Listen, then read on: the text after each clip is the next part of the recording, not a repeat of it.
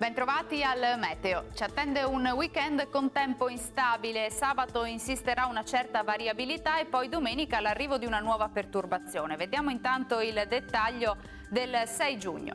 Sul Veneto al mattino avremo qualche rovescio sui monti alternato a pause asciutte e soleggiate. Dal pomeriggio però non si esclude qualche acquazzone anche sui restanti settori della nostra regione.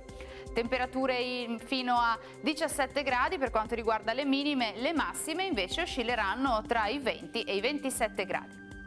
Stessa situazione anche sul Friuli Venezia Giulia, con tempo via via più instabile, inizialmente qualche schiarita, poi precipitazioni piuttosto diffuse. Temperature minime tra 15 e 17 gradi, massime comprese invece tra i 22 e i 24 gradi. Uno sguardo infine alla situazione del Trentino Alto Adige, dove lo scenario sarà decisamente simile, con più sole nella prima parte della giornata e con piogge frequenti nel pomeriggio e in serata. Temperature minime sui 13-14 gradi, massime invece fino a 26 gradi all'incirca. Dal meteo di Antena 3 per ora è tutto, arrivederci al prossimo aggiornamento.